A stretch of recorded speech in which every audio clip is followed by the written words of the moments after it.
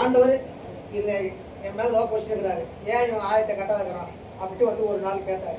செய்வேன், இதை செய்ய மாட்டேன்னாரு.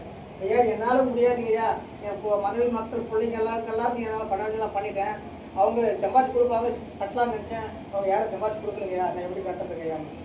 ஒன்று நான் உயிரோட மீட்டு வச்சுட்டு எதுக்கு ஏன் இன்னும் இந்த வேலை செய்துக்கிறேன், இது கட்டுனாரு. ஐயா கிட்ட காசு பண்ணல, ஆரம்பிக்கவே வேலை இல்லையானாரு.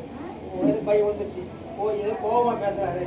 இப்போது நம்ம இந்த ஆயத்தை கட்டி ஆக வேணும் அப்படின்னு சொல்லிட்டு, சரிங்க ஐயா முடிஞ்சது ஆகட்டும், நான் செய்கிறேன் அப்படின்னு சொன்னேன். என்ன ஆரம்பினார்? வந்தேன், ஜபம் பண்ணேன், உட்காந்து கேட்டேன். நீ ஆரம்பின்னு என் மனசு சொல்லிச்சு. உடனே எஸ் மட்டத்தை போட்டேன், ஆலயத்தை ஆரம்பித்தேன். இது கட்டி முடிச்சுட்டேன். ஸ்தோத்திரம், கர்த்தருக்கு நன்றி. அல்லேலூயா. வார்த்தை இன்று கர்த்தர் நிறைவேற்றி விட்டார். பிரதிஷ்டை பண்ண வேண்டும் என்று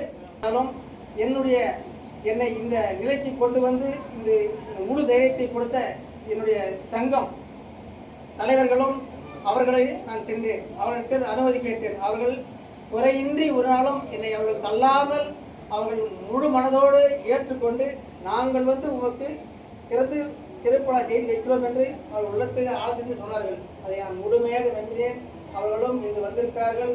அவர்கள் இதை பரிபூர்ணமாக நடத்தி இதை அபிஷேகிக்கும்படியாக அவர்கள் கருத்தை நான் இதை முழுமையாக ஒப்புக்கொண்டு நான் வேண்டி கேட்டுக்கொள்ள அனைவருக்கும்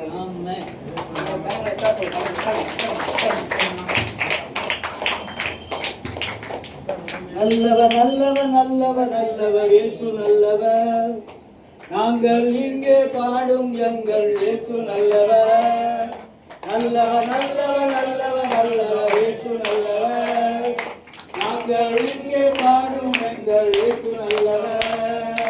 இயேசு நல்லவர், இயேசு நல்லவர், இயேசு நல்லவர், என் இயேசு நல்லவர். இயேசு நல்லவர், இயேசு நல்லவர், இயேசு நல்லவர், நம் இயேசு நல்லவர்.